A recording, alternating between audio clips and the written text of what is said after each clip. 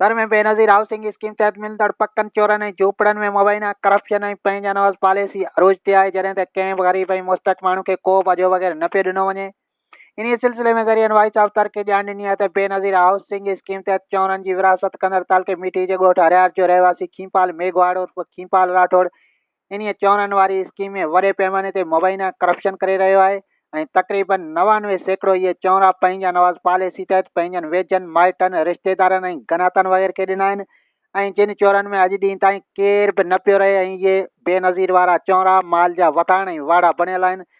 जॾहिं त इन खां अलावा खींपाल राठौड़ मुबैना जालसाज़ी ज़रिए ग़रीबनि जा कार्ड इस्तेमालु करे उन्हनि जे नाले वारा चौरा पंहिंजनि मनपसंदि ऐं अमीर माण्हुनि खे पिणु ॾेई छॾिया आहिनि जिन जूं बि शिकायतूं आम आहिनि ऐं ग़रीबनि जा ॿई हथ मथे ते आहिनि।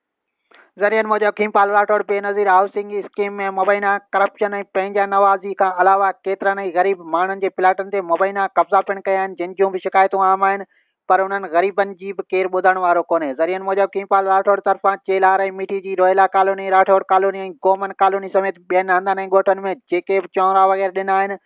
उन्हनि जी जेकॾहिं जांच वग़ैरह कई वञे त वॾा फाट फाटण जा इम्कान आहिनि छाकाणि त हिन खींपाल इन्हनि स्कीमनि मां मुबैना करप्शन ज़रिए वॾो माल ठाहियो आहे ऐं हैदराबाद समेत ॿियनि हंधनि ते कारोबार पिणु हलाए रहियो आहे। ज़रियनि मूजिबि खींपाल राठौड़ बासर ऐं सियासी आशीर्वाद हुजण सबबि कानूनी कार्रवाई खां बचियल आहे ऐं केर बि हिन खां पुछाणो करण वारो कोन्हे। तंहिं करे ही बेनज़ीर हाउसिंग स्कीम में खुलेआम पंहिंजा नवाज़ी ऐं मुबैना करप्शन करे रहियो आहे। हितां जे रहवासियुनि नैब ऐं एंटी करप्शन समेत वास्तेदार इख़्तियारी वारनि खां मुतालबो कयो आहे त तर में बेनज़ीर हाउसिंग स्कीम तहत मिलंदड़ चौरनि में थींदड़ मुबैना करप्शन ऐं पंहिंजा नवाज़ पॉलिसी जी हिकदमि जांच करे खींपाल राठौड़ समेत ॿियनि ज़िम्मेवारनि ख़िलाफ़ कानूनी कार्रवाई कई वञे।